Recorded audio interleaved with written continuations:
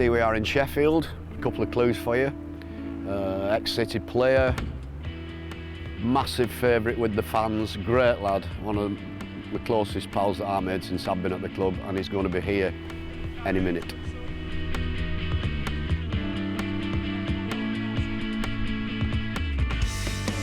Graham Jones on march in the middle, and Little goes for glory, and Weaver makes his first save of the contest, and does so brilliantly. Get facting, mate. How are you doing? Good. All right. Yeah, I'm sound. Good, Being a big, always from like Sheffield and being currently working at Sheffield Wednesday, were you ever at any of the Sheffield clubs as a kid? Or was Mansfield your first club as a pro? Yeah, Mansfield was the first club as a pro, but I was at Sheffield Wednesday. It was the School of Excellence back then, before the academies and all that. And I was here from sort of like 13, 14, 15. But I never really felt as though I was #1 goalkeeper at my age group, and I ended up getting a phone call one night off Mansfield Town asking me to come and play for them, so I went and played for them, really enjoyed it, and then I rung Sheffield Wednesday up and told them I wanted to leave, and they didn't put up too much of a fight to keep me, so that's sort of... How old were you then? I was 15, so obviously at 15 they didn't really fancy me, and I went on to Mansfield, and it's the best move I've ever made, because I think if I'd not have gone to Mansfield then, I'd have stayed here, and then when it come to leaving school, I don't think I'd have got kept on, because they really liked the other lad at the time. One game was it for Mansfield, then City came in for you, of course. Yeah, I actually played against Man City in a reserve game, and Kevin Bond, who was the reserve team manager at the time, told Alex Stepney to go and watch me the week after, and we played at Stockport. And he must have liked what he saw, and they come to watch me 3 or 4 times after and ended up buying me. So yeah, I only actually played one game for Mansfield. I knew that they'd been watching me because my dad had seen Alex Stepney there. He sat at my end at the first half and my end at the second, so we obviously knew they were watching. Then we knew they'd put a bid in, and it sort of took 2 weeks for them to agree a price. How much was it, you know? It was 100 down, and then it rose to 200 after so many games, and they're friendly, and a sell-on clause and a few bits and bobs. But I had to keep it to myself. Yeah. So I'd sort of just turned 18. I was on, I think, £42.50 a week. And I knew that Man City were trying to buy me, and then Mansfield offered me a contract, I think, on £125 a week. And if I didn't have known of City's interest, I'd have been delighted to sign it, because I just wanted to be a footballer. So obviously when City come in, not just for me, but for mum and dad and the whole family, it was an amazing sort of thing. And then what followed, an unbelievable 2 years. Firstly, of course, the promotion, winning the playoff final at Wembley against Gillingham. What are your memories of that day, and of course the famous celebration?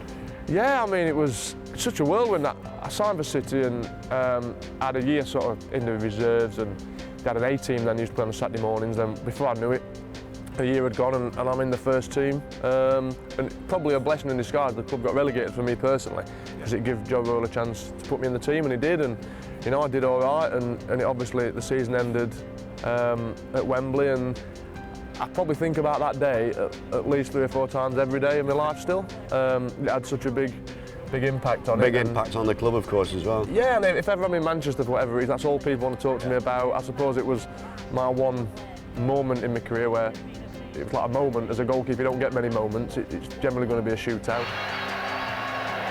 Long kick by Vince Bartram. More space now for Carlos Arbor. Great touch. Robert Taylor here has room. Tries from range. He scored! Robert Taylor has scored! And Gillingham are heading into Division 1. That's game over. 2-0 down, 90th minute. What was going through your head? I just remember thinking Man United had played the Champions League final a few nights before. Indeed. And they're obviously dead and buried in injury time. So I just remember thinking, if we can get one, anything can happen. And I remember Tony Pulis took his strikers off, put defenders on, and then 5 minutes, Mark Halsey put 5 minutes up, the referee, or the fourth official, told the fourth official to put 5 minutes up, and I think that was a massive turning point. I remember now Tony Pulis was going mad on the bench. The referee's having a look. Tony Pulis, the look on his face says it all. They were doing high fives when the strikers came off, thinking they'd won it, of course. And everyone did, and a lot of City fans did. because a lot of us fans left. Yeah. And I think what's interesting now when you speak to City fans is they've all got their own different story about that day, because some had left and got in the car and they was halfway up the M6 some before they knew, and some would come back and some couldn't get back in, and so everyone's got their own little story. But yeah, so we're 2-0 down. Kev Orlock obviously scored, which was a decent finish, to be fair. Thinks up again, chance here for Sean Gota. Tackle comes in, Kevin Horlock has driven that into the back of the net, and I wonder if there will be a late twist here. It barely got a cheer from the City fans. It was just, and there's all the nail biting going on, and then Dickie got the chance. We had a few chances. Vince Bartram, their goalkeeper, had pulled off some good saves. Who was Dickie's best mate. Of course. And then Dickie, I think it took a little deflection. He probably thinks it doesn't, but I think it did, right in the top corner. Oh, and it was just mayhem. It was mayhem. Lumped forward though by Weekends. Comes now for Gota. Can't get his shot in. Dickoff! He scored! Paul Dickoff has scored for Manchester City, and Gillingham can't believe it. And then I think once that happened, there was no way. The writing was on the wall, I think. Once they played half an hour extra time with no strikers on the pitch. Yeah. So an extra time sort of come and went, and not a lot really happened. And then the penalties. And then it was a penalty. Another big thing was the penalties was at our end. Yeah. Well, the two keepers, Vince Bartram and Nicky Weaver, which one of them will end up a hero? And I managed to save the first one with my foot, which was puts you always on a good start, and our penalties were fantastic. I mean, people forget Paul Dickoff missed. Hit the both posts and popped out. Even Edgy scored, which, you know, Edgy weren't renowned for his goal scoring or his shooting ability. And I just always remember the last one, Guy Butters. I remember saying to the linesman as I'm walking, if I save this, is that it? And he went, yeah. I went, are you sure? And he said, yeah. And I've just dived to my left, managed to get two decent hands on it, pushed it out, and... And what happened? I don't really know.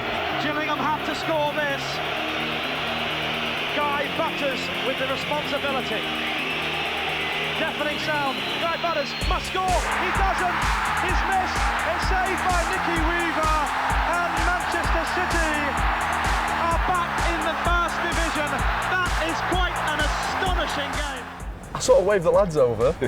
Pulled a stupid face that I don't think I'd ever pulled before or since, and I didn't want it to end, so I went off on a little run, hopped over the advertising boards, because at Wembley then it was quite a lot of room behind the goals, and ran right round, back over the advertising boards, and it was only Andy Moyson that stopped me. I'll not tell you what I told him when he got on me, but Andy piled on, and about 20 piled on, which is the last thing you want after your lungs have nearly collapsed. It was my moment, if you like. A lot of people have defining moments, and that was mine. It's difficult as a goalkeeper, obviously win other promotions and things, but for something to hinge on that particular moment, it was unbelievable. It was just a sort of great occasion, and I mean, I dread to think what would have happened if we'd not won that game, because it was a horrible league to be in, where everybody scalped, weren't we? And I can remember my mum and my daughters went to that game, and my mum was 83 at the time, and she had 5 offers of marriage after the final whistle.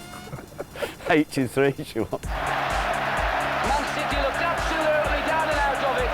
Credit to them, they kept going.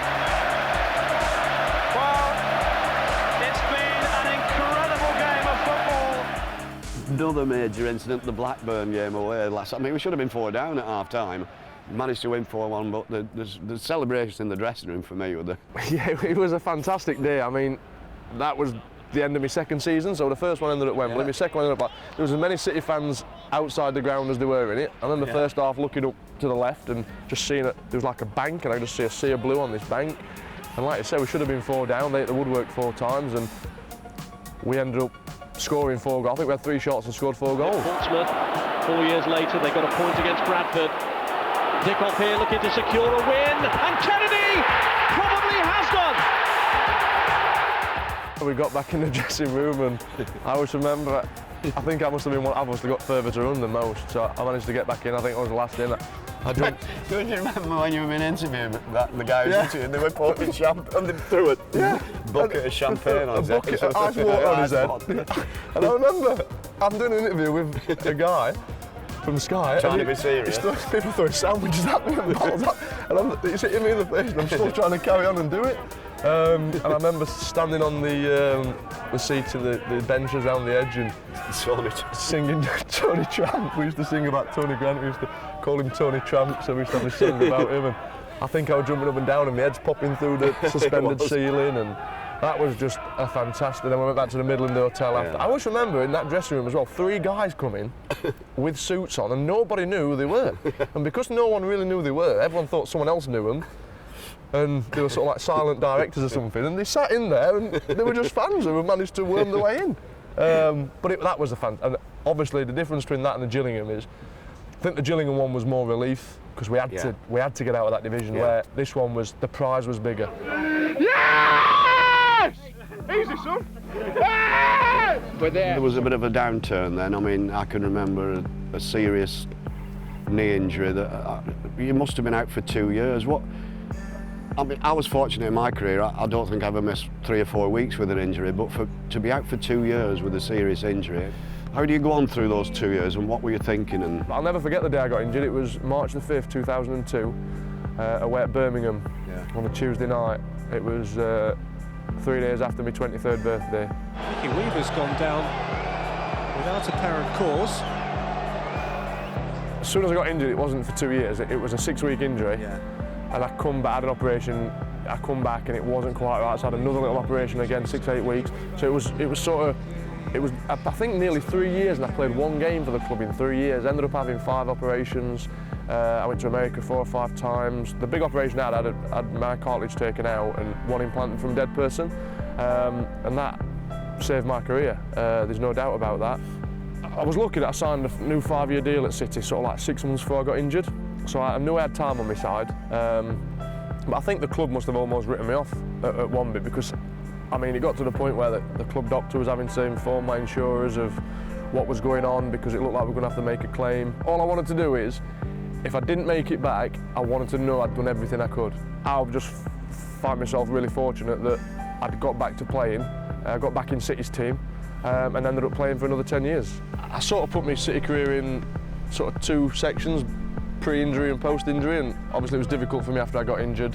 You know, the club signed some great goalkeepers, and I ended up, my contract come to an end, and Stuart Pearce offered me another year, so I signed another year. That was the year they signed Joe Hart, so he signed in the summer. as a kid? Yeah, he was 18 from Shrewsbury, obviously one for the future.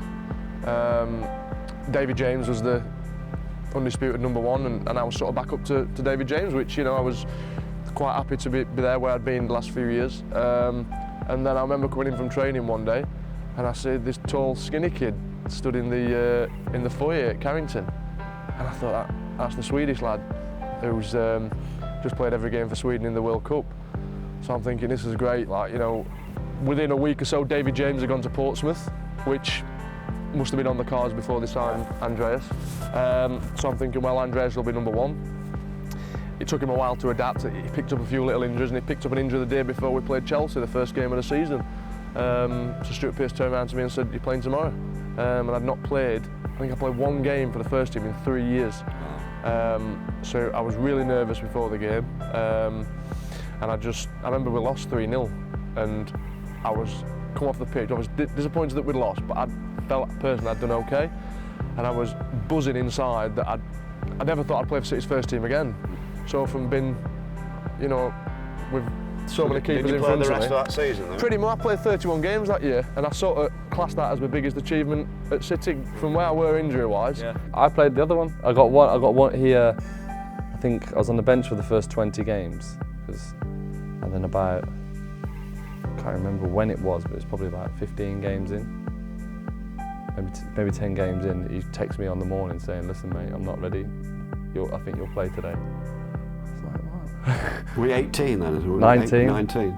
But I'd played plenty, but not that, like never the Premier League. I'd never even thought about playing the Premier League. Played Sheffield United here, 0-0, and the very little I had to do, I was atrocious. But I got a 0-0 out of it.